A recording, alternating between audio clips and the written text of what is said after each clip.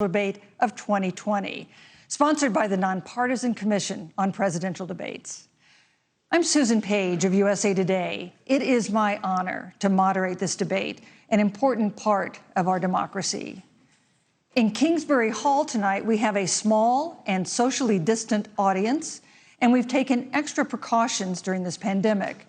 Among other things, everyone in the audience is required to wear a face mask, and the candidates will be seated 12 feet apart.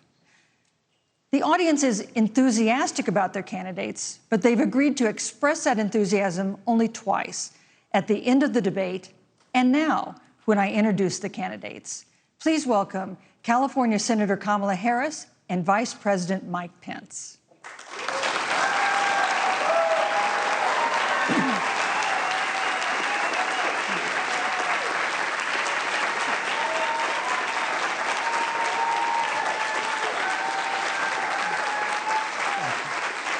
Thank you.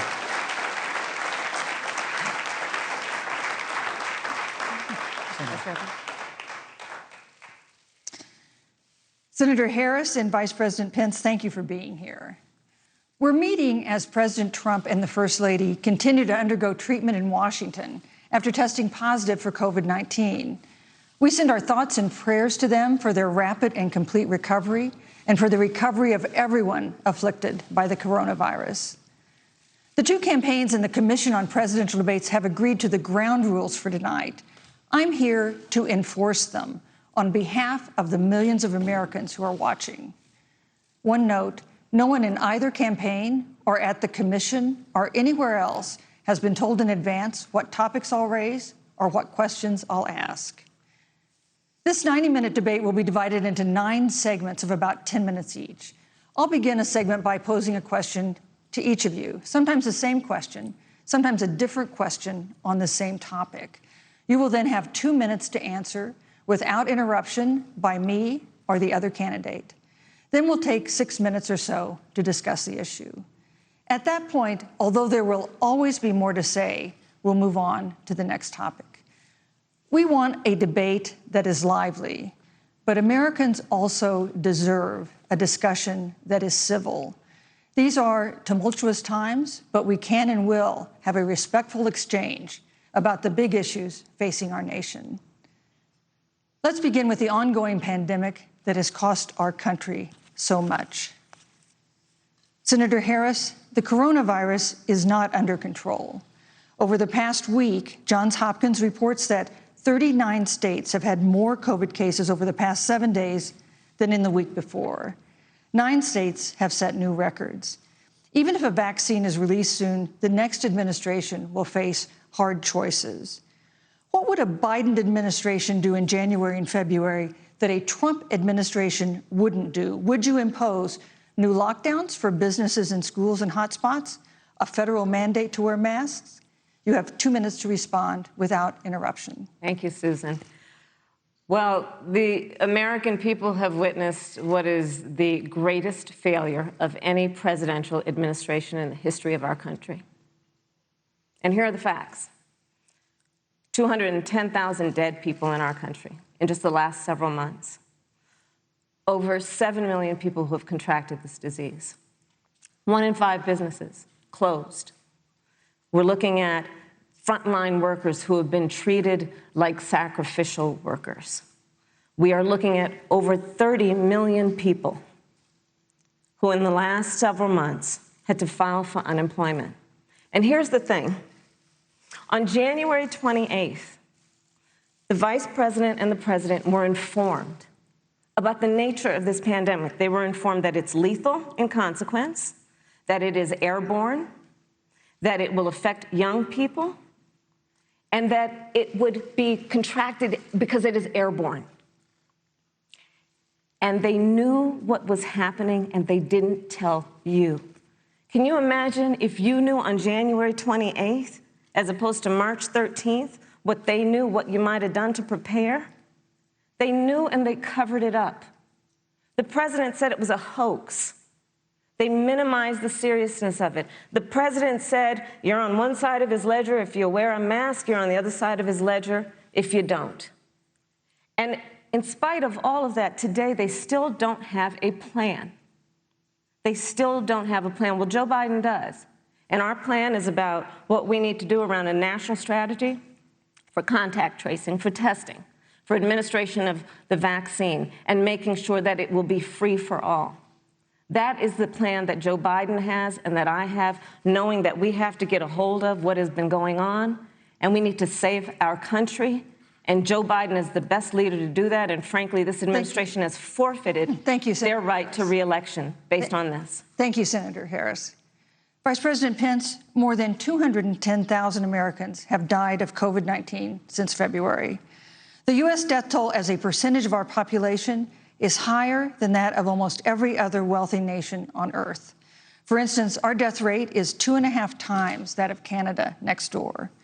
You head the administration's coronavirus task force. Why is the U.S. death toll as a percentage of our population higher than that of almost every other wealthy country? And you have 2 minutes to respond without interruption. Susan, thank you. And I want to thank the Commission and the University of Utah for hosting this event. And Senator Harris, it's a privilege to be on the stage with you. And our nation has gone through a very challenging time this year.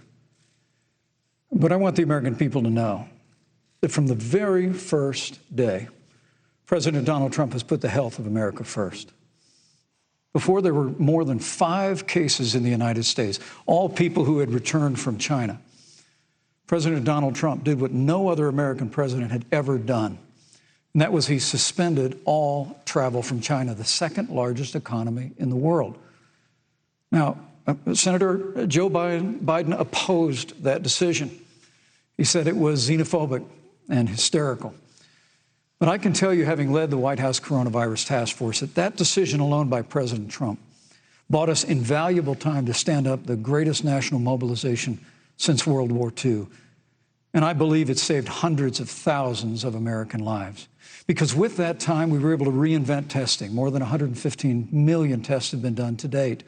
We were able to see to the delivery of billions of supplies so our doctors and nurses had the resources and support they needed. And we began, really, before the month of February was out, to develop a vaccine and to develop medicines and therapeutics that have been saving lives all along the way. And under President Trump's leadership, Operation Warp Speed, we believe we'll have literally tens of millions of doses of a vaccine before the end of this year. The reality is, when you look at the Biden plan, it reads an awful lot like what President Trump and I and our task force have been doing every step of the way. I mean, quite frankly, when I look at their plan that talks about advancing testing, creating new PPE, developing a vaccine, it looks a little bit like plagiarism, which is something Joe Biden knows a little bit about. And I think the American people know that this is a president who has put the health of America first, and the American people, I believe with my heart, can be proud of the sacrifices they have made. It's saved countless American lives. Senator Harris, would you like to respond? Absolutely. Whatever the vice president is claiming the administration has done, clearly it hasn't worked. When you're looking at over 210,000 dead bodies in our country, American lives that have been lost, families that are grieving that loss. And you know, the vice president is the head of the task force and knew on January 28th how serious this was. And then thanks to Bob Woodward, we learned that they knew about it. And then when that was exposed, the vice president said, when asked, well, why didn't y'all tell anybody? He said, because the president wanted people to remain calm. Well, let's get but Susan, this is important. Susan, I want to add, Mr. Vice President, I'm speaking. I'm speaking. Yeah, you can have 15 more seconds, and then we'll give the vice president a chance to respond. So I want to ask the American people, how calm were you when you were panicked about where you're going to get your next roll of toilet paper? How calm were you when your kids were sent home from school and you didn't know when they could go back? How calm were you when your children couldn't see your parents because you were afraid they could kill them? Let's give Vice President Pence a chance to respond. Vice President Pence, you have 1 minute to respond. You know, there's not a day gone by that I haven't thought of every American family that's lost a loved one. And I want all of you to know that you'll always be in our hearts and in our prayers.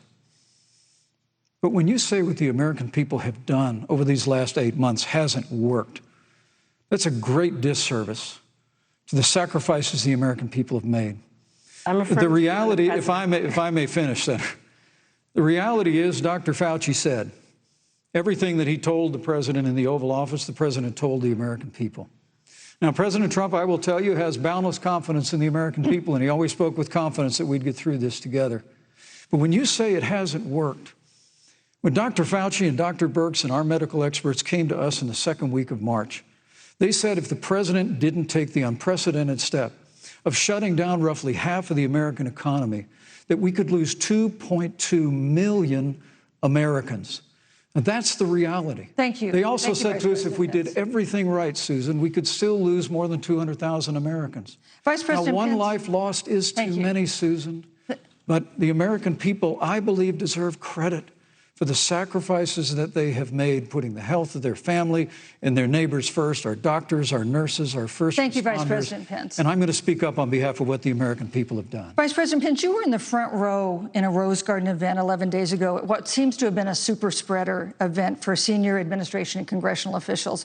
No social distancing, few masks, and now a cluster of coronavirus cases among those who were there.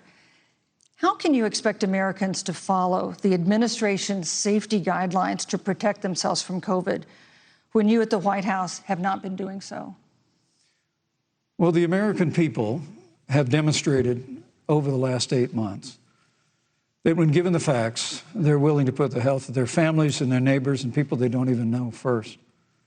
And President Trump and I have great confidence in the American people and their ability to take that information and put it into practice. In the height of the epidemic, when we were losing a heartbreaking number of 2,500 Americans a day, we surged resources to New Jersey and New York and New Orleans and Detroit. We told the American people what needed to be done, and the American people made the sacrifices. When the outbreak in the Sun Belt happened this summer, again, Americans stepped forward. But the reality is the work of the President of the United States goes on. A vacancy on the Supreme Court of the United States has come upon us, and the President introduced Judge Amy Coney Barrett. Thank you. Thank you, Vice President. At that, if I may say, that Rose Garden event, there's been a great deal of speculation about it. My wife Karen and I were there and honored to be there. Many of the people who were at that event, Susan, actually were tested for coronavirus, and it was an outdoor event, which all of our scientists regularly and routinely advise. The difference here is President Trump and I trust the American people to make choices in the best interest of their health.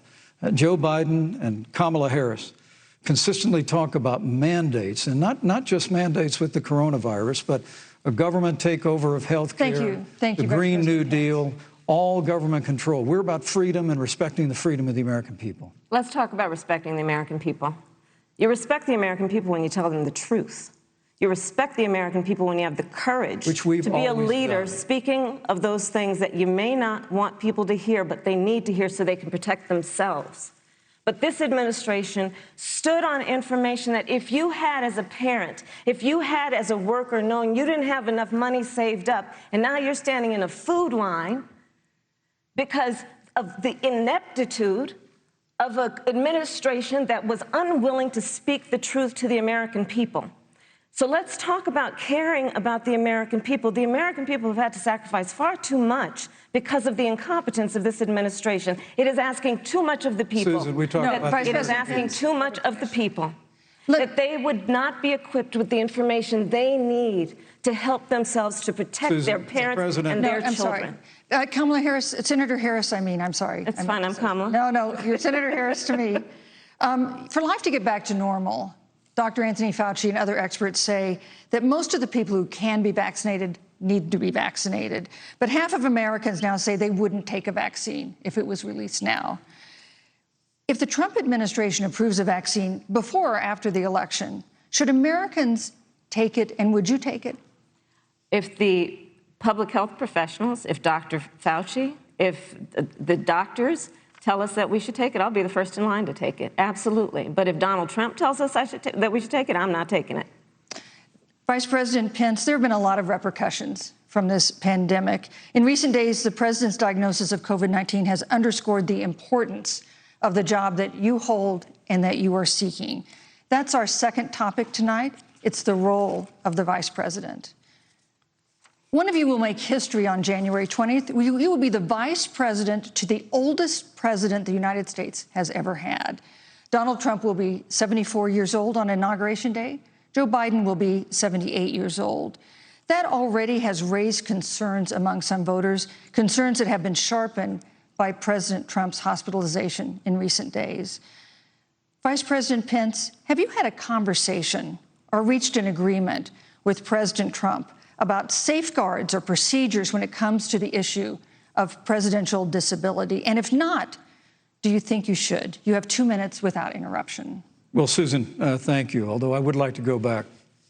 I think we need to move on to the issue of but I would like to go back because the reality is that we're going to have a vaccine, Senator, in record time, in unheard of time, in less than a year.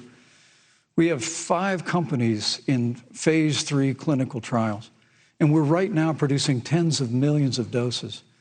So the fact that you continue to undermine public confidence in a vaccine, if the vaccine emerges during the Trump administration, I think is unconscionable. And Senator, I just ask you, stop playing politics with people's lives. The reality is that we will have a vaccine, we believe, before the end of this year. And it will have the capacity to save countless American lives. And your continuous undermining of confidence in a vaccine is it's just unacceptable. And let me also say, you know, the reality is when you talk about failure in this administration, we actually do know what failure looks like in a pandemic. It was 2009.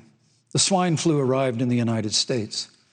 Thankfully, it ended up not being as lethal as the coronavirus.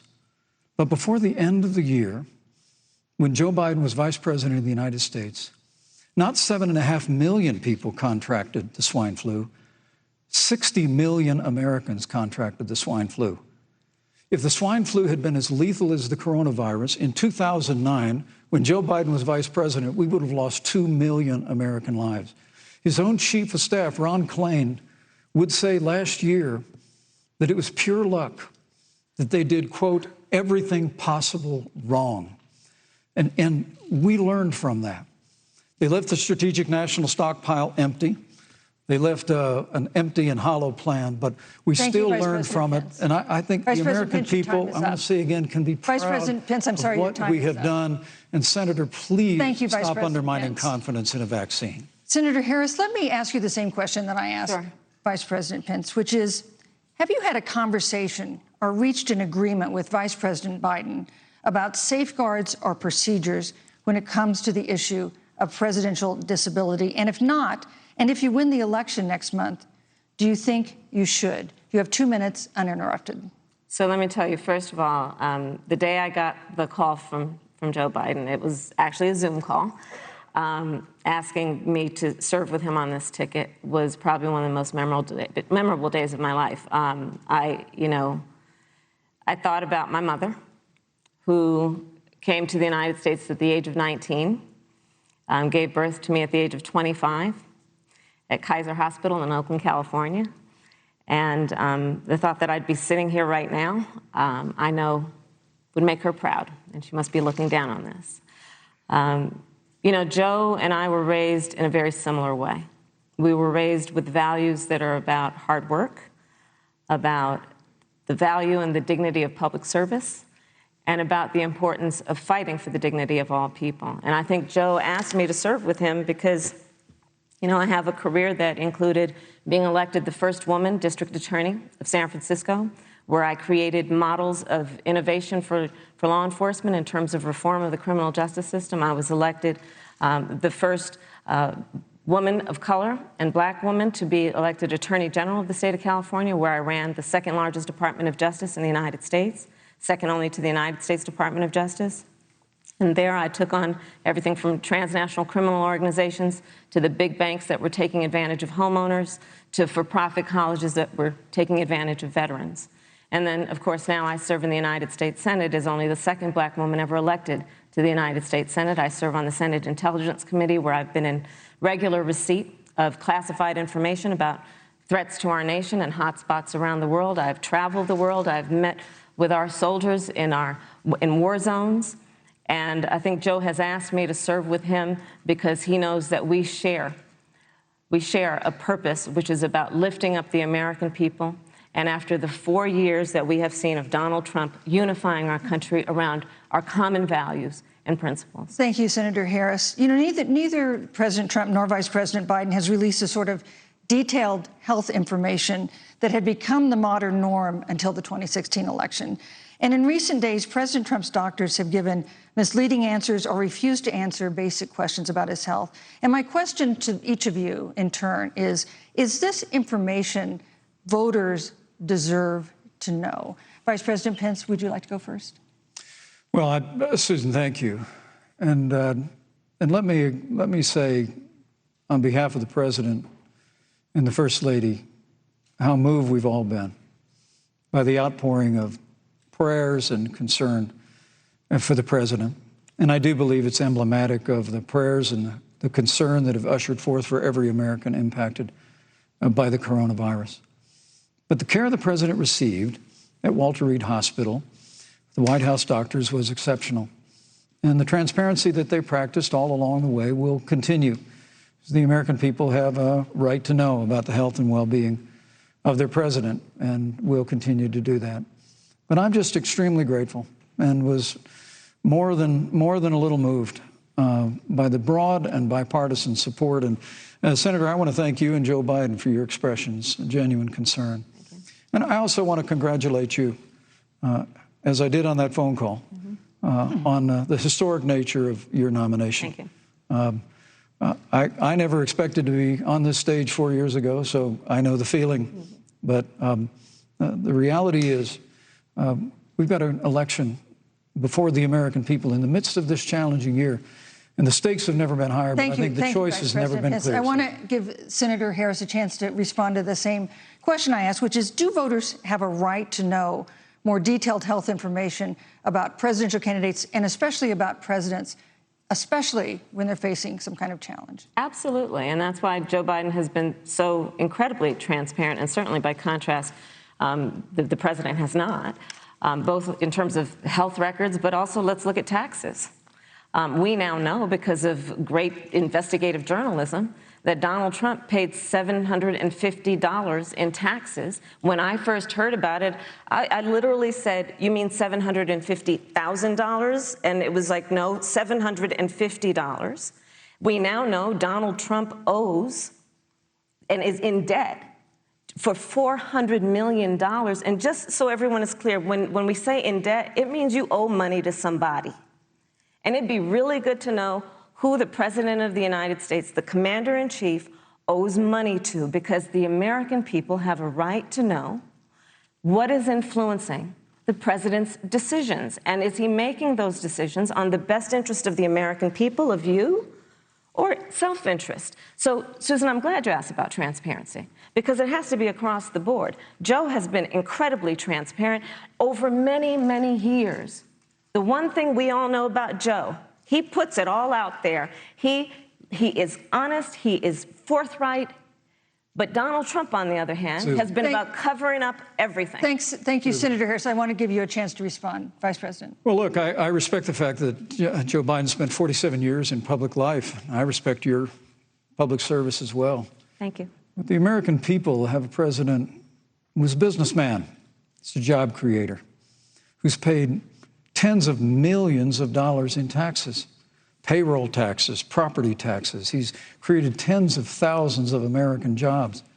And the president said those public reports are not accurate. And the president's also released literally stacks of financial disclosures the American people can review, just as the law allows. But the distinction here is that Joe Biden, 47 years in public service, compared to President Donald Trump, who brought all of that experience 4 years ago. Thank you, Vice and President. turned this economy around by cutting taxes, rolling back regulation, unleashing American energy, fighting for free and fair trade, and all of that's on the line if Joe Biden and Kamala Harris. You know, that's a good segue into our third topic, which is about the economy. This has been another aspect of life for Americans that's been so affected by this coronavirus. We have a jobs crisis brewing. On Friday, we learned that the unemployment rate had declined to 7.9% in September, but the job growth had stalled, and that was before the latest round of layoffs and furloughs in the airline industry at Disney and elsewhere. Hundreds of thousands of discouraged workers have stopped looking for work. Nearly 11 million jobs that existed at the beginning of the year haven't been replaced. Those hardest hit include Latinos, blacks, and women. Senator Harris, the Biden-Harris campaign has proposed new programs to boost the economy, and you would pay for that new spending by raising $4 trillion in taxes on wealthy individuals and corporations. Some economists warn that could curb entrepreneurial ventures that fuel growth and create jobs. Would raising taxes put the recovery at risk? And you have 2 minutes to answer uninterrupted. Thank you. On the issue of the economy, I think there couldn't be a more fundamental difference between Donald Trump and Joe Biden. Joe Biden believes you measure the health and the strength of America's economy based on the health and the strength of the American worker and the American family. On the other hand, you have Donald Trump, who measures the strength of the economy based on how rich people are doing, which is why he passed a tax bill benefiting the top 1% and the biggest corporations of America, leading to a $2 trillion deficit that the American people are going to have to pay for. On day one, Joe Biden will repeal that tax bill. He'll get rid of it. And what he'll do with the money is invest it in the American people. And through a plan that is about investing in infrastructure, something that Donald Trump said he would do. I remember hearing about some infrastructure week. I don't think it ever happened. But Joe Biden will do that. He'll invest in infrastructure. It's about upgrading our roads and bridges, but also investing in clean energy and renewable energy. Joe is going to invest that money in what we need to do around innovation. There was a time when our country believed in science and invested in research and development so that we were an innovation leader on the globe. Joe Biden will use that money to invest in education. So, for example, for folks who want to go to a 2-year community college, it will be free. If you come from a family that makes less than $125,000, you'll go to a public university for free. And across the board, we'll make sure that if you have student loan debt, it's cut by $10,000. That's how Joe Biden thinks about the economy, which is it's about investing in the people of our country, as opposed to passing a tax bill, which had the benefit of letting American corporations go offshore to do their business. Thank you, You're Senator welcome. Harris. Vice President Pence, your administration has been predicting a rapid and robust recovery, but the latest economic report suggests that's not happening. Should Americans be braced for an economic comeback that is going to take not months, but a year or more? You have 2 minutes to answer uninterrupted. When President Trump and I took office, America had gone through the slowest economic recovery since the Great Depression. Because when Joe Biden was vice president, they tried to tax and spend and regulate and bail our way back to a growing economy. President Trump cut taxes across the board. Despite what Senator Harris says, the average American family of 4 had $2,000 in savings in taxes. And with the rise in wages that occurred, most predominantly for blue-collar, hardworking Americans, the average household income for a family of 4 increased by $4,000 following President Trump's tax cuts. But America, you just heard Senator Harris tell you, on day one, Joe Biden's going to raise your taxes. It's really remarkable to think, Susan. I mean, right after a time where we're going through a pandemic that lost 22 million jobs at the height, we've already added back 11.6 million jobs because we had a president who cut taxes, rolled back regulation, unleashed American energy, fought for free and fair trade, and secured $4 trillion from the Congress of the United States to give direct payments to families, save 50 million jobs through the Paycheck Protection Program. We literally have spared no expense to help the American people and the American worker through this. Joe Biden and Kamala Harris want to raise taxes. They want to bury our economy under a $2 trillion Green New Deal, which you were one of the original co-sponsors of in the United States Senate. They want to abolish fossil fuels and ban fracking, which would cost hundreds of thousands of American jobs all across the heartland. And Joe Biden wants to go back to the economic surrender to China, that when we took office, half of our international trade deficit was with China alone. And Joe Biden wants to repeal all of the tariffs that President Trump put into effect to fight for American jobs and American workers. Joe Biden says democracy's on the ballot. Make no mistake about it, Susan. The American economy, the American comeback is on the ballot with 4 more years of growth and opportunity, 4 more years of President Donald Trump. 2021 is going to be the biggest economic year in the history of this country. Thank you, Vice President Pence. Senator Harris. Well, I mean, I thought we saw enough of it in last week's debate, but I think this is supposed to be a debate based on fact and truth. And the truth and the fact is Joe Biden has been very clear. He will not raise taxes on anybody who makes less than $400,000 a year. He said he's going to repeal the Trump tax cuts. Mr. Vice President, I'm speaking. Well, wait. I'm speaking. It'd be important if you said the truth. Joe Biden said twice in the debate last week that he's going to repeal the Trump tax cuts.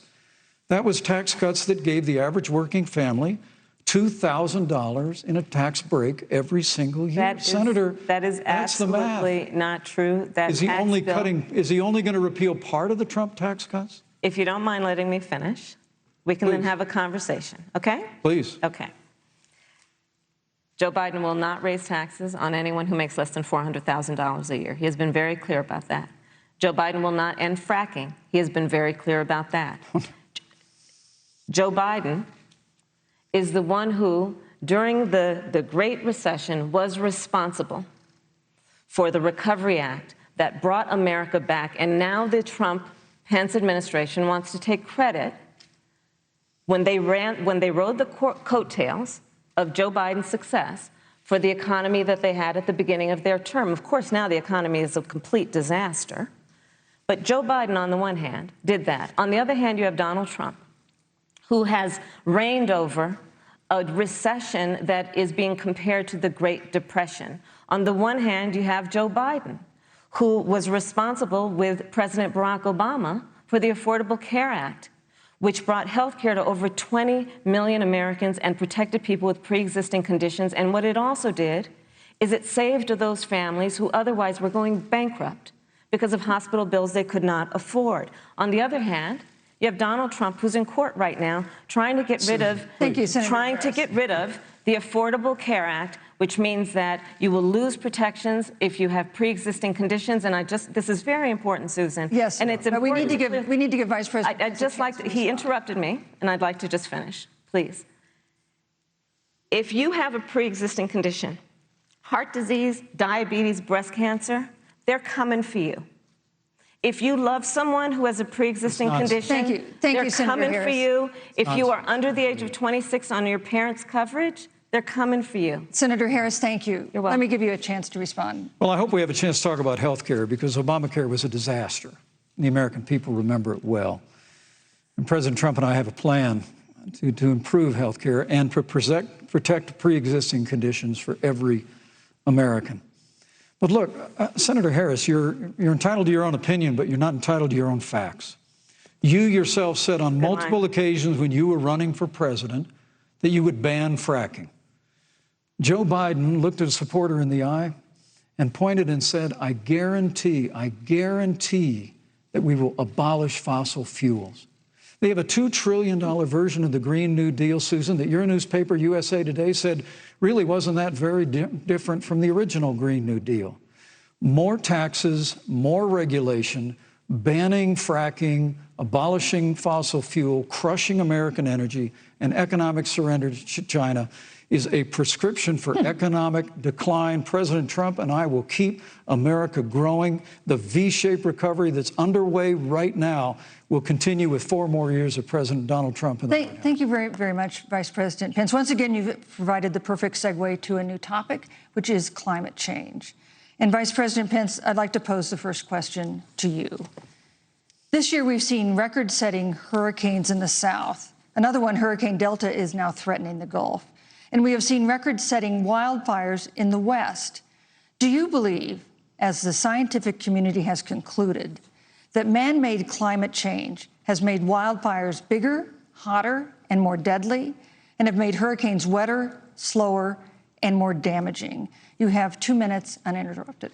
Thank you, Susan. Well, first, I'm very proud of our record on the environment and on conservation.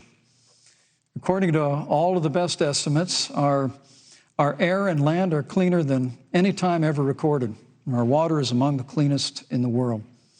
And just a little while ago, the president signed the Outdoors Act. It's the largest investment in our public lands and public parks in 100 years. So President Trump has made a commitment to conservation and to the environment. Now, with regard to climate change, the climate is changing. But the issue is, what's the cause and what do we do about it? President Trump has made it clear that we're going to continue to listen to the science. Now, Joe Biden and Kamala Harris would put us back in the Paris Climate Accord. They'd impose the Green New Deal, which would crush American energy, would increase the energy costs of American families in their homes, and literally would crush American jobs. And President Trump and I believe that the progress that we have made in a cleaner environment has been happening precisely because we have a strong free market economy.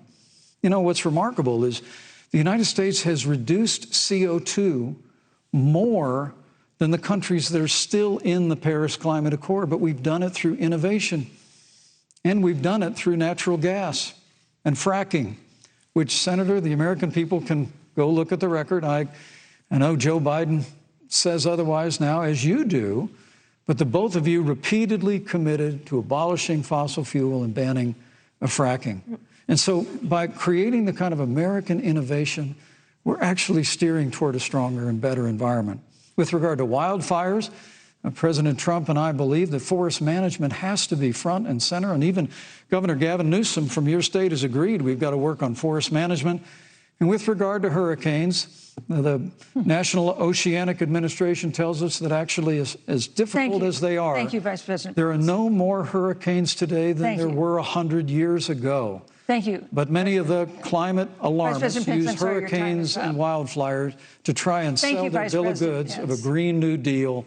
And President Trump and I are going to always put American jobs and American workers first. Senator Harris, as the Vice President mentioned, you co-sponsored the Green New Deal in Congress. But Vice President Biden said in last week's debate that he does not support the Green New Deal. But if you look at the Biden-Harris campaign website, it describes the Green New Deal as a crucial framework. What exactly would be the stance of a Biden-Harris administration toward the Green New Deal? You have 2 minutes uninterrupted. Sure. So first of all, I will repeat, and the American people know, that Joe Biden will not ban fracking. That is a fact. That is a fact. I will repeat that Joe Biden has been very clear that he thinks about growing jobs, which is why he will not increase taxes for anyone who makes less than $400,000 a year.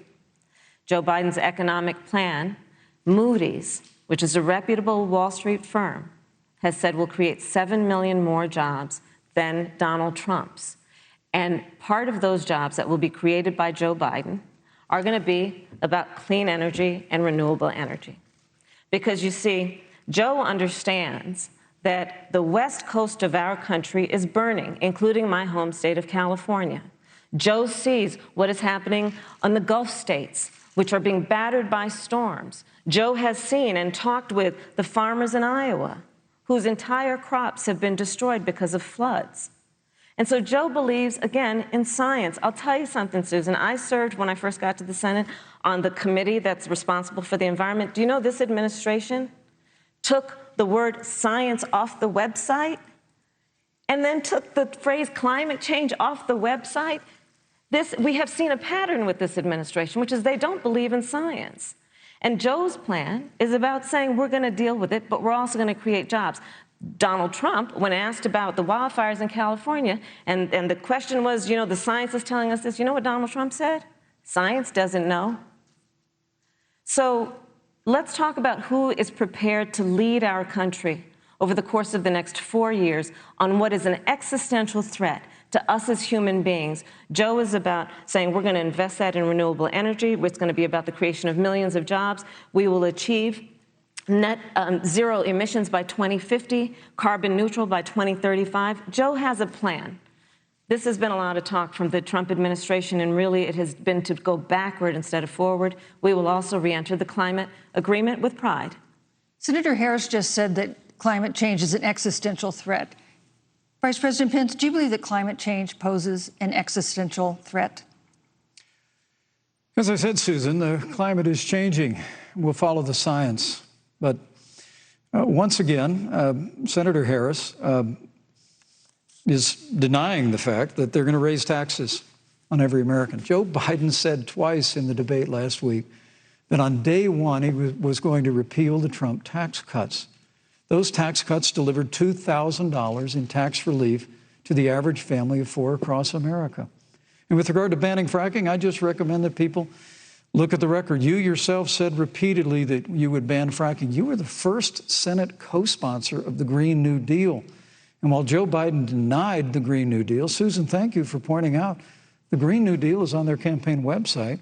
And as USA Today said, it's essentially the same plan as you co-sponsored with AOC when she submitted it in the Senate. And you just heard the senator say that she's going to resubmit America to the Paris Climate Accord. Look, the American people have always cherished our environment. We'll continue to cherish it. We've made great progress reducing CO2 emissions through American innovation and the development of natural gas through fracking. We don't need a massive $2 trillion Green New Deal that would impose all new mandates on American businesses and American families. Thank you. Joe Biden wants us to retrofit 4 million American business buildings. It makes no sense. It will cost jobs. President Trump is going to put America first. He's going to put jobs first, and we're going to take care of our environment and follow the science. Thank you, Vice President. On the issue of jobs, Senator Harris, let's talk about that. The Vice President earlier referred to, as part of what he thinks is an accomplishment, the President's trade war with China. You lost that trade war. You lost it. What ended up happening is because of a so-called trade war with China, America lost 300,000 manufacturing jobs. Farmers have experienced bankruptcy because of it. We are in a manufacturing recession because of it.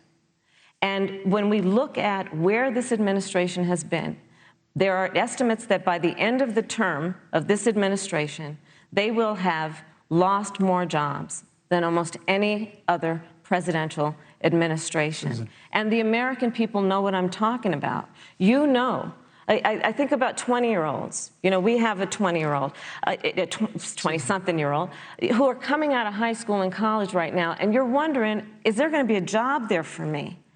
We're looking at people who are trying to figure out how they're going to pay rent by the end of the month. Almost half of American renters are worried about whether they're going to be able to pay rent by the end of the month. This is where the economy is in America right now, and it is because of the catastrophe and the failure of leadership of this administration. Thank you, Senator Harris. Vice President Pence, let me give you just 15 seconds to respond, because then I want to move on to I'd love to respond. Look, lost the trade war with China. Joe Biden never fought it. Joe Biden has been a cheerleader for communist China over the last several decades. And again, Senator Harris, you're entitled to your opinion. You're not entitled to your own facts. When Joe Biden was vice president, we lost 200,000 manufacturing jobs, and President Obama said they were never coming back. He said we needed a magic wand to bring them back. In our first 3 years after we cut taxes, rolled back regulation, unleashed American energy, this administration saw 500,000 manufacturing jobs created. And that's exactly the kind of growth we're going to continue to see as we bring our nation through this pandemic. But a Green New Deal, your massive new mandates, your Paris Climate Accord, it's going to kill jobs this time, just like it killed jobs. I just need to respond very briefly, 15 seconds, and then we'll move on. Thank you. Joe Biden is responsible for saving America's auto industry, and you voted against it. So let's set the record straight. Thank you. Yeah. I'd like to talk about China. We have, as our next topic, we have no more complicated or consequential foreign relationship than the one with China. It is a huge market for American agricultural goods. It's a potential partner in dealing with climate change in North Korea. And in a video tonight, President Trump again blamed it for the coronavirus, saying China will pay. Vice President Pence, how would you describe our fundamental relationship with China? Competitors, adversaries, enemies? You have 2 minutes. Thank you, Susan. Well, before I leave that, let me speak to voting records if I can. You know, everybody knows that NAFTA cost literally thousands of American factories to close. We saw automotive jobs go south of the border. President Trump fought to renegotiate NAFTA. And the United States-Mexico-Canada agreement is now the law of the land. American people deserve to know Senator Kamala Harris was one of only 10 members of the Senate to vote against the USMCA. It was a huge win for American auto workers. It was a huge win for American farmers, especially dairy in the upper Midwest. But Senator, you said it didn't go far enough on climate change, that you put your radical environmental agenda ahead of American auto workers and ahead of American jobs. The American people deserve to know that. It's probably why Newsweek magazine said that Kamala Harris was the most liberal member of the United States Senate in 2019, more liberal than Bernie Sanders, more liberal than any of the others in the United States Senate. So now, with regard to China, look, Susan, first and foremost, China is to blame for the coronavirus. And President Trump is not happy about it. He's made that very clear, made it clear again today. China and the World Health Organization did not play straight with the American people. They did not let our personnel into China to get information on the coronavirus until the middle of February. Fortunately, President Trump, in dealing with China from the outset of this administration, standing up to China that had been taking advantage of America for decades in the wake of Joe Biden's cheerleading for China, President Trump made that decision before the end of January to suspend all travel from China. And again, the American people deserve to know Joe Biden opposed President Trump's decision to suspend all travel from China. He said it was hysterical. He said it was xenophobic. Thank you, Vice President Pence. But President Trump has stood up to China. We're going to continue to stand strong. Thank you, Vice President Pence. We want to improve the relationship, but we're going to level the playing field, and we're going to hold China accountable for what they did to America with the coronavirus. Thank you. Senator Harris, let me ask you the same question that I asked the Vice President. How would you describe our fundamental relationship with China? Are we competitors, adversaries, enemies? You'll have 2 minutes uninterrupted. Susan, the Trump administration's perspective and approach to China has resulted in the loss of American lives, American jobs, and America's standing. There's a weird obsession that President Trump has had with getting rid of whatever accomplishment was achieved by President Obama and Vice President Biden. For example, they created within the White House an office that basically was responsible for monitoring pandemics. They got rid of it. It's not true. There was a team of disease experts that President Obama and Vice President Biden dispatched to China to monitor what is now predictable and what might happen. They pulled them out. We now are looking at 210,000 Americans who have lost their lives. Let's look at the job situation. We mentioned before the trade deal, the trade war, they wanted to call it, with China. It resulted in the loss of over 300 manufacturing jobs and a manufacturing recession, and the American consumer paying thousands of dollars more for goods because of that failed war that they called it. Then let's talk about standing. Pew, a reputable research firm, has done an analysis that shows that leaders of all of our formerly allied countries have now decided that they hold in greater esteem and respect Xi Jinping, the head of the Chinese Communist Party, than they do Donald Trump, the President of the United States, the Commander-in-Chief of the United States. This is where we are today because of a failure of leadership by this administration. Senator Harris, we've seen changes in the role of the United States in terms of global leadership over the past 4 years. And of course, times do change. What's your definition? We've seen strains with China, of course, as the Vice President mentioned. We've seen strains with our traditional allies in NATO and elsewhere. What is your definition of the role of American leadership in 2020? So You know, Joe is, I love talking with Joe about a lot of these issues. And, you know, Joe, I think he said it quite well. He says, you know, foreign policy, it might sound complicated, but really it's relationships. So just think about it as relationships. And so we know this in our personal and professional relationships. You got to keep your word to your friends. Got to be loyal to your friends. People who've stood with you, got to stand with them. You got to know who your adversaries are and keep them in check. But what we have seen with Donald Trump is that he has betrayed our friends and embraced dictators around the world. Let's take, for example, Russia. So, Russia, I serve on the Intelligence Committee of the United States Senate.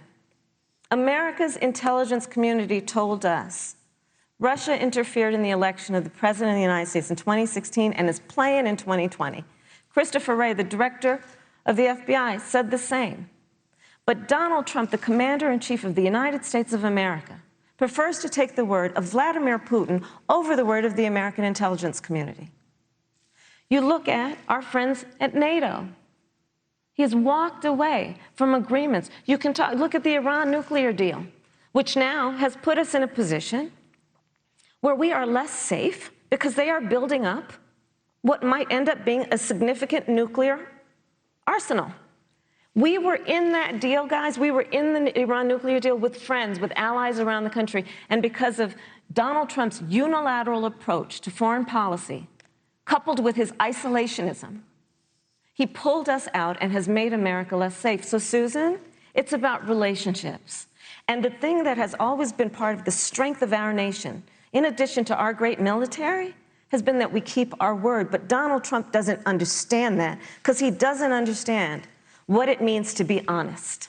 Thank you. Thank you, Senator Harris. Vice President Pence, let me give you a chance to respond. Well, thank you. Well, President Trump kept his word when we moved the American embassy to Jerusalem, the capital of the state of Israel. When Joe Biden was vice president, they promised to do that, and they never did. We've stood strong with our allies, but we've been demanding. NATO is now contributing more to our common defense than ever before, thanks to President Trump's leadership. We've strengthened our alliances across the Asia-Pacific, and we've stood strong against those who would do us harm. You know, when President Trump came into office, ISIS had captured an area of the Middle East the size of Pennsylvania. But President Trump unleashed the American military, and our armed forces destroyed the ISIS caliphate and took down their leader, al-Baghdadi, without one American casualty. Al-Baghdadi was responsible for the death of thousands. But notably, America's hearts today are with the family of Kayla Mueller, her parents of which are here with us tonight in Salt Lake City. Today, two of the ISIS killers responsible for Kayla Mueller's murder were brought to justice in the United States. Jihadi John was killed on the battlefield along with the other beetle. The reality is that when Joe Biden was vice president, we had an opportunity to save Kayla Mueller. It breaks my heart to reflect on it, but the military came into the Oval Office, presented a plan. They said they knew where Kayla was. Baghdadi had held her for 18 months, abused her mercilessly before they killed her. But when Joe Biden was vice president, they hesitated for a month. And when armed forces finally went in, it was clear she'd been moved 2 days earlier. And her family says with a heart that broke the heart of every American that if President Donald Trump had been president, they believe Kayla would be alive today. Thank you, Vice President. Look, we destroyed the ISIS caliphate. And you talk about re-entering the Iran nuclear deal. I mean, the last administration transferred $1.8 billion to the leading state sponsor of terrorism. President Donald Trump got us out of the deal. Thank you, Vice President Pence. And when Qasem Soleimani was traveling to Baghdad to do harm to Americans, President Donald Trump took him Vice out. President Pence. And America is safer, our allies are safer, and the American people know President Donald Trump will never Thank you, Vice President take Pence. action. I would like to give Senator Harris a chance to respond, but not at such great length because, of course, there are other topics we want to talk about. But I would like equal time. Yes. Thank you. Please go ahead. First of all, to the Mueller family, I know about your daughter's case, and I'm so sorry. I'm so sorry. What happened to her is awful, and it should have never happened. And I know Joe feels the same way. And I know that President Obama feels the same way. But you mentioned Soleimani. Let's start there. So after the strike on Soleimani, there was a counter strike on our troops in Iraq. And they suffered serious brain injuries. And do you know what Donald Trump dismissed them as? Headaches. And this is about a pattern of Donald Trump's, where he has referred to our men who are serving in our military as suckers and losers. Donald Trump, who went to Arlington Cemetery and stood above the graves of our fallen heroes and said, what's in it for them? Because, of course, he only thinks about what's in it for him. Let's take what he said about John McCain, a great American hero. And Donald Trump says he doesn't deserve to be called a hero because he was a prisoner of war. And this is very important when you want to talk about who is the current commander-in-chief and what they care about and what they don't care about. Public reporting that Russia had bounties on the heads of American soldiers. And you know what a bounty is? It's somebody puts a price on your head and they will pay it if you are killed. And Donald Trump had talked at least 6 times to Vladimir Putin and never brought up the subject. Joe Biden would never do that. Thank you. Joe Biden would, but Joe Biden would hold Russia to account for any threat to our nation's security or to our troops who are sacrificing their lives for the sake of our democracy and our safety. Thank you, Senator Harris. This is such an important issue, but we have other important issues as well. And Susan, I want to make sure we have a chance I really have to talk respond about to that. Look, she has 15 seconds because well, I got to have trying more to than keep, that. Look, well, I'm sorry, but Vice President Pence, you've had more time than she's had so far. The slanders against President Donald Trump regarding men and women of our armed forces are absurd. I'm sorry, Vice President Pence. My son is a captain in the United States Marine Corps. My son-in-law is deployed in the United States Navy. I can assure all of you, with sons and daughters serving in our military, President Donald Trump not only respects but reveres all of those who serve in our armed forces, and any suggestion otherwise is ridiculous. Thank you, Vice President Pence. The American people deserve, Susan, the American people deserve to know. Vice President Pence, I did not, excuse me, Susan, I did not create the rules for tonight. Joe Biden. Your campaigns agreed to the rules for tonight's debate with the Commission on Presidential Debates. I'm here to enforce them, which involves moving from one topic to another, giving roughly equal time to both of you, which is what I'm trying very hard to do. Go right ahead. So I want to go ahead and move to the next topic, which is an important one, as the last topic was, and that is the Supreme Court. On Monday, the Senate Judiciary Committee is scheduled to open hearings on Amy Coney Barrett's nomination to the Supreme Court. Senator Harris, you'll be there as a member of the committee. Yes. Her confirmation would cement the court's conservative majority and make it likely open to more abortion restrictions, even to overturning the landmark Roe v. Wade ruling. Access to abortion would then be up to the states. Vice President Pence, you're the former governor of Indiana. If Roe v. Wade is overturned, what would you want Indiana to do? Would you want your home state to ban all abortions? You have 2 minutes, uninterrupted. Well, thank you for the question, but I'll use a little bit of my time to respond to that very important issue before. The American people deserve to know Qasem Soleimani, the Iranian general, was responsible for the death of hundreds of American service members. When the opportunity came, we saw him headed to Baghdad to kill more Americans. President Trump didn't hesitate, and Qasem Soleimani is gone. But you deserve to know that Joe Biden and Kamala Harris actually criticized the decision to take out Qasem Soleimani. It's really inexplicable, but with regard to Joe Biden, it's explainable, because history records that Joe Biden actually opposed the raid against Osama bin Laden. It's absolutely essential that we have a commander-in-chief who will not hesitate to act to protect American lives and to protect American service members, and that's what you have in President Donald Trump. Now, with regard to the Supreme Court of the United States, let me say President Trump and I could not be more enthusiastic about the opportunity to see Judge Amy Coney Barrett become Justice Amy Coney Barrett. Now, she's a brilliant woman, and she will bring a lifetime of experience and a sizable American family to the Supreme Court of the United States. And our hope is, in the hearing next week, unlike Justice Kavanaugh received with treatment from you and others, we hope she gets a fair hearing. And we particularly hope that we don't see the kind of attacks on her Christian faith that we saw before. I mean, the Democrat chairman of the Judiciary Committee before, when Judge Barrett was being confirmed for the Court of Appeals, expressed concern that the dogma of her faith lived loudly in her. Dick Durbin of Illinois said that it was a concern. Senator, I know one of our judicial nominees you actually attacked because they were a member of the Catholic Knights of Columbus, just because the Knights of Columbus holds pro-life views and pro-marriage views. Thank you, Vice President Pence. So your time my hope is up. that when the hearing takes place, Thank you, Vice President Pence. that Judge Amy Coney Barrett will be respected, Thank you, treated Vice President respectfully, Pence. voted and confirmed Thank to the you. Supreme Court of the United States. Senator Harris, you're the senator from and former Attorney General of California. So let me ask you a parallel question to the one I posed to the Vice President. If Roe v. Wade is overturned, what would you want California to do? Would you want your home state to enact no restrictions on access to abortion?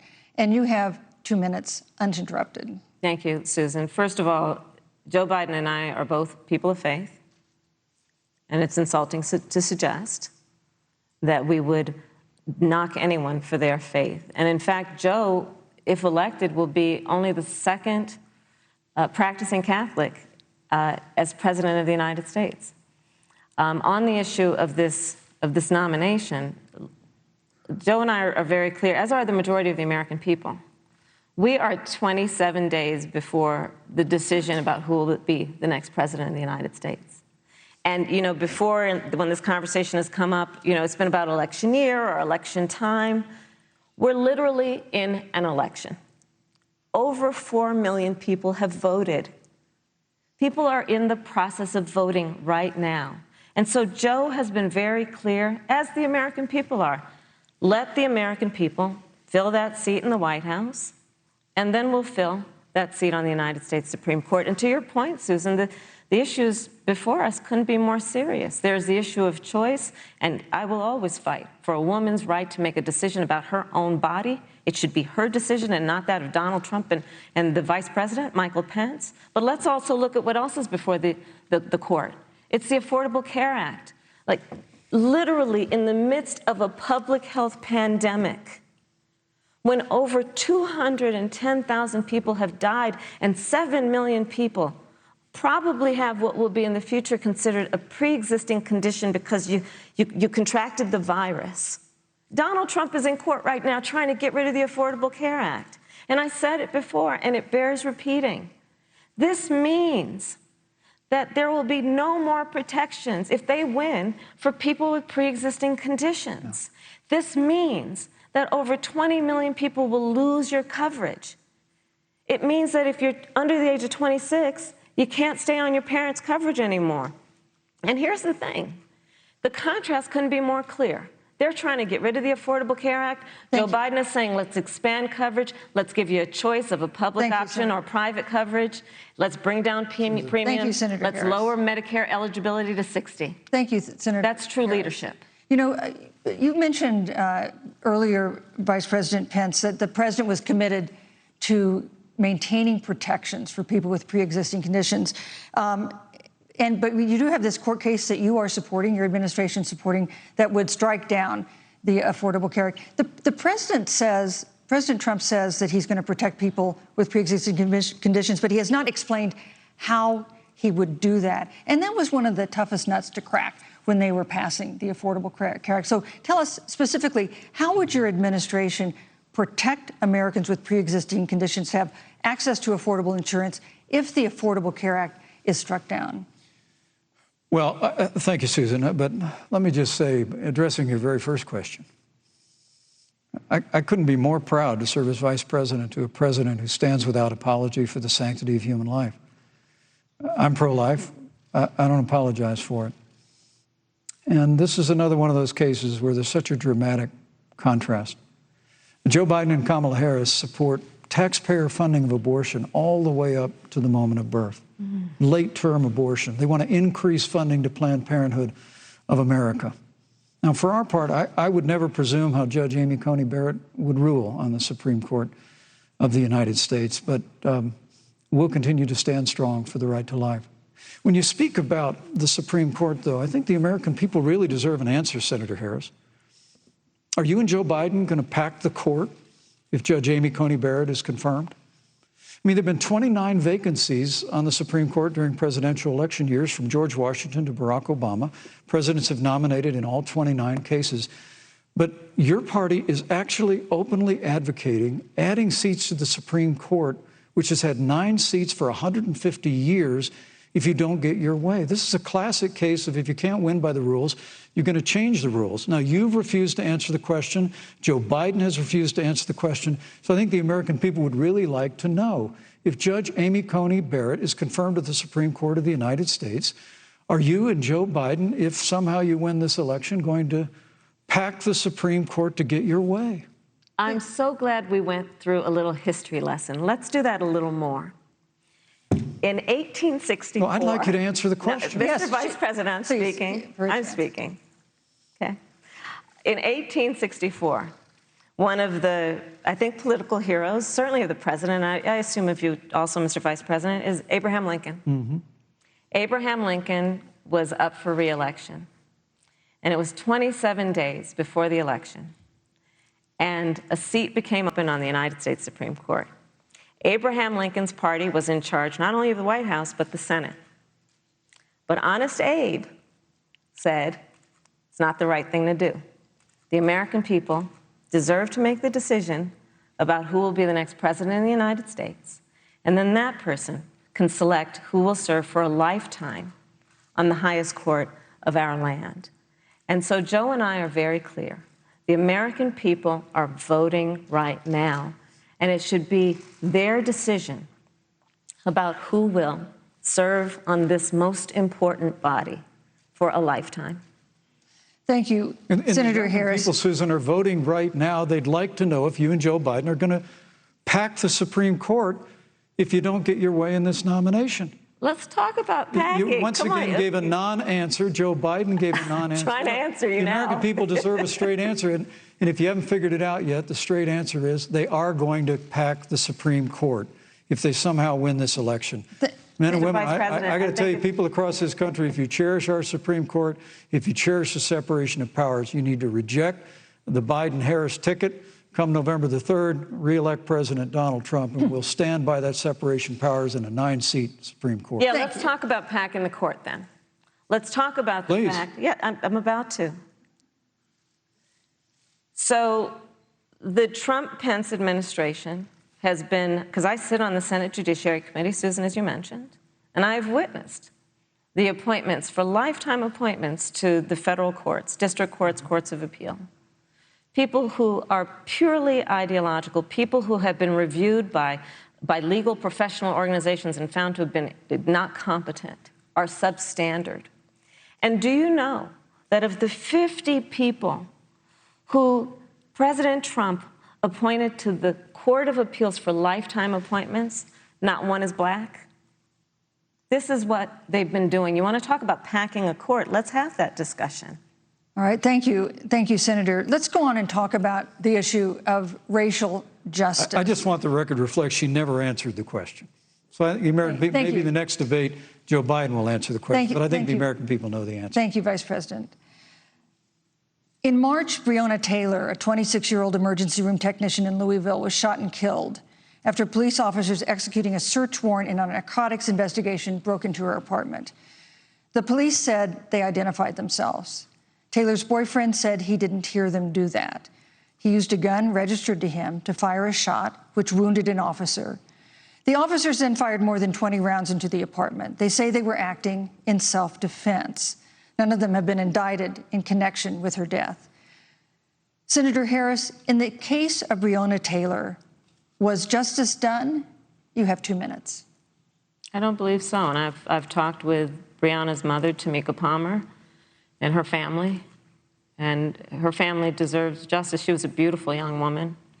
She had as her life goal to become a nurse, and she wanted to become an EMT to first learn what's going on out on the street so she could then become a nurse and save lives. And her life was taken unjustifiably and tragically and violently. And it brings me to, the 8 minutes and 46 seconds that America witnessed, during which an American man was tortured and killed under the knee of an armed, uniformed police officer. And people around our country of every race, of every age, of every gender, perfect strangers to each other, marched shoulder to shoulder, arm in arm, fighting for us to finally achieve that ideal of equal justice under law. And I was a part of those peaceful protests. And I believe strongly that, first of all, we are never going to condone violence, but we always must fight for the values that we hold dear, including the fight to achieve our ideals. And that's why Joe Biden and I have said on this subject, look, and I'm a former career prosecutor. I know what I'm talking about. Bad cops are bad for good cops. We need reform of our policing in America and our criminal justice system, which is why Joe and I will immediately ban chokeholds and carotid holds. George Floyd would be alive today if we did that. We will require a national registry for police officers who break the law. We will, on the issue of criminal justice reform, get rid of private prisons and cash bail, and we will decriminalize marijuana. And we will expunge the records of those who have been convicted of marijuana. This is the time for leadership on a tragic, tragic issue of unarmed black people in America who have been killed. Senator Harris. Vice President Pence, let me pose the same question to you. In the case of Breonna Taylor, was justice done? You have 2 minutes uninterrupted. Well, our heart breaks for the loss of any innocent American life. And the family of Breonna Taylor has our sympathies. But I trust our justice system, a grand jury that refused the evidence. And it really is remarkable that as a former prosecutor, you would assume that an impaneled grand jury looking at all the evidence got it wrong. But you're entitled to your opinion, Senator. I think, look, and with regard to George Floyd, there's no excuse for what happened to George Floyd. And justice will be served. But there's also no excuse for the rioting and looting that followed. I mean, it really is astonishing. Flora Westbrook is with us here tonight in Salt Lake City. Just a few weeks ago, I stood at what used to be her salon, was burned to the ground by rioters and looters. And Flora is still trying to put her life back together. And I must tell you, this presumption that you hear consistently from Joe Biden and Kamala Harris, that America is systemically racist, and that, as Joe Biden said, that he believes that law enforcement has an implicit bias against minorities, is a great insult to the men and women who serve in law enforcement. And I want everyone to know who puts on the uniform of law enforcement every day that President Trump and I stand with you. And it is remarkable that when Senator Tim Scott tried to pass a police reform bill, brought together a group of Republicans and Democrats, Senator Harris, you got up and walked out of the room. And then you filibustered Senator Tim Scott's bill on the Senate floor that would have provided new accountability, new resources. Look, we don't have to choose between supporting law enforcement, improving public safety, and supporting our African-American neighbors and all of our minorities. Under President Trump's leadership, we'll always stand with law enforcement, and we'll do what we've done from day one, and that is improve the lives of African Americans. Thank you, Vice President Pence. Record unemployment, record investments in education, and we'll fight for school choice for all of our minorities. Thank you, Vice President. I'd like to respond. Senator Harris. I will not sit here and be lectured by the Vice President on what it means to enforce the laws of our country. I am the only one on this stage who was personally prosecuted, everything from child sexual assault to homicide. I'm the only one on this stage who has prosecuted the big banks for taking advantage of America's homeowners. I'm the only one on this stage who prosecuted for-profit colleges for taking advantage of our veterans. And the reality of this is that we are talking about an election in 27 days, where last week the President of the United States took a debate stage in front of 70 million Americans and refused to condemn white supremacists. Not true. And not true. It wasn't like he didn't have a chance. He didn't do it, and then he doubled down. And then he said, when pressed, stand back, stand by. And this is a part of a pattern of Donald Trump's. He called Mexicans rapists and criminals. He instituted as his first act a Muslim ban. On the issue of Charlottesville, where people were peacefully protesting the need for racial justice, where a young woman was killed, and on the other side there were neo-Nazis carrying tiki torches, shouting racial epithets, anti-Semitic slurs. And Donald Trump, when asked about it, said there were fine people on both sides. This is who we have as the President of the United States. And America, you deserve better. Joe Biden will be a president who brings our country together. Senator Harris, and recognizes the beauty in our diversity and the fact that we all have so much more in common than what separates us. Vice President Pence, let me give you a minute to respond. Thank you, Susan. I appreciate that very much. You know, I think this is one of the things that makes people dislike the media so much in this country, Susan, is that you selectively edit, just like Senator Harris did, comments that President Trump and I and others on our side of the aisle make. I mean, Senator Harris conveniently omitted, after the president made comments about people on either side of the debate over monuments, he condemned the KKK, neo-Nazis, and white supremacists, and has done so repeatedly. You're concerned that he doesn't condemn neo-Nazis. President Trump has Jewish grandchildren. His daughter and son-in-law are Jewish. This is a president who respects and cherishes all of the American people. But you talk about having personally prosecuted. I'm glad you brought up your record, Senator. Thank you. I really need to make this point. When you were DA in San Francisco, when you left office, African Americans were 19 times more likely to be prosecuted for minor drug offenses than whites and Hispanics. When you were Attorney General of California, you increased the disproportionate incarceration of blacks in California. Yeah. You did nothing on criminal justice reform in California. You didn't lift a finger to pass the First Step Act on Capitol Hill. I mean, the reality is your record speaks for itself. President Trump and I have fought for criminal justice reform. Thank you, Vice President Pence. We fought for educational choice and opportunities for African Americans, all of our minorities. Thank you, sir. And we'll do it for 4 more Thank you. You know, there is no more important issue than the final issue that we're going to talk about tonight, and that is the issue of the election itself. But he attacked my record. I would like an opportunity to respond. Let me give you 30 seconds because we're running out of time. I appreciate that. First of all, having served as the Attorney General of the state of California, the work that I did is a model of what our nation needs to do, and we will be able to do under a Joe Biden presidency. Our agenda includes what this administration has failed to do. It will be about not only instituting a ban on chokeholds and carotid holes. Thank you. Thank you, Senator Harris. I would like to go through. These are points that you made earlier in the hour, and I want to talk about the election itself before we have to. But I want to talk about the connection between what Joe and I will do and my record, which includes I was the first statewide officer to institute a requirement that my agents would wear body cameras and keep them on full time. We were the first to initiate a requirement that there would be a training for law enforcement on implicit bias because, yes, Joe Biden and I recognize that implicit bias does exist, Mr. Vice President, contrary to what you may believe. We did the work of instituting reforms that were about investing in reentry.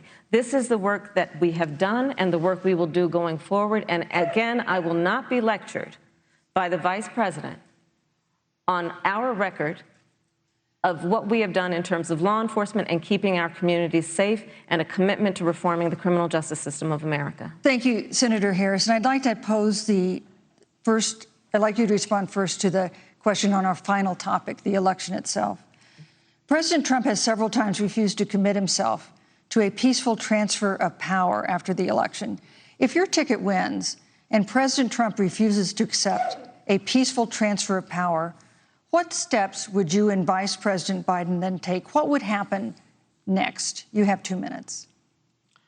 So I'll tell you, Joe and I are, I think, particularly proud of the coalition that we've built around our campaign. We probably have one of the broadest coalitions of folks that you've ever seen in a presidential race. Of course, we have the support of Democrats, but also independents and Republicans. In fact, 7 members of President George W. Bush's cabinet are supporting our ticket. We have the support of Colin Powell, Cindy McCain, John Kasich, over 500 generals, retired generals, and former national security experts and advisors are supporting our campaign. And I believe they are doing that because they know that Joe Biden has a deep, deep-seated commitment to fight for our democracy and to fight for the integrity of our democracy and to bring integrity back to the White House. And so we believe in the American people. We believe in our democracy. And here's what I'd like to say to everybody. Vote. Please vote. Vote early. Come up with a plan to vote. Go to iwillvote.com. You can also go to joebiden.com. We have it within our power in these next 27 days to make the decision about what will be the course of our country for the next 4 years. And it is within our power, and if we use our vote and we use our voice, we will win. And we will not let anyone subvert our democracy with what Donald Trump has been doing, as he did on the debate stage last week, when again in front of 70 million people, he openly attempted to suppress the vote. Joe Biden, on the other hand, on that same debate stage, because clearly Donald Trump doesn't think he can run on a record because it's a failed record, Joe Biden on that stage said, hey, just please vote. So I'll repeat what Joe said. Please vote. Thank you, Senator. Vice President Pence, President Trump has several times refused to commit himself to a peaceful transfer of power after the election. If Vice President Biden is declared the winner and President Trump refuses to accept a peaceful transfer of power, what would be your role and responsibility as vice president? What would you personally do? You have 2 minutes. Well, Susan, first and foremost, I think we're going to win this election. Because while Joe Biden and Kamala Harris rattle off a long litany of the establishment in Washington, D.C., an establishment that Joe Biden's been a part of for 47 years, President Donald Trump has launched a movement of everyday Americans from every walk of life.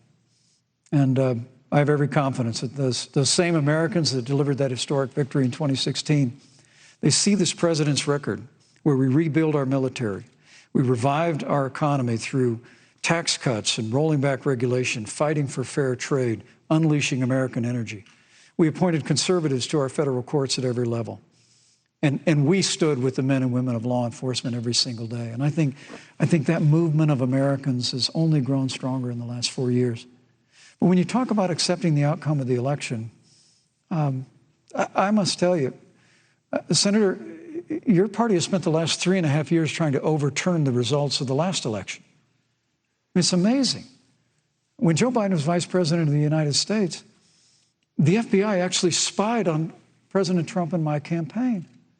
I mean, there were documents released this week that the CIA actually made a referral to the FBI documenting that those allegations were coming from the Hillary Clinton campaign. And of course, we've all seen the avalanche, what you put the country through for the better part of 3 years until it was found that there was no obstruction, no collusion, case closed.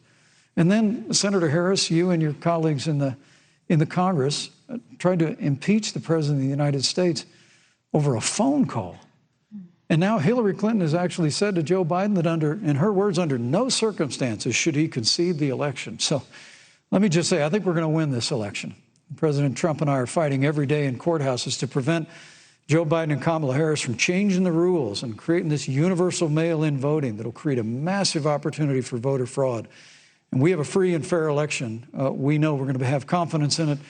And I believe in all my heart that President Donald Trump's going to be reelected for 4 more years. You know, I've written all the questions that I've asked tonight, but for the final question of the debate, I'd like to read a question that someone else wrote.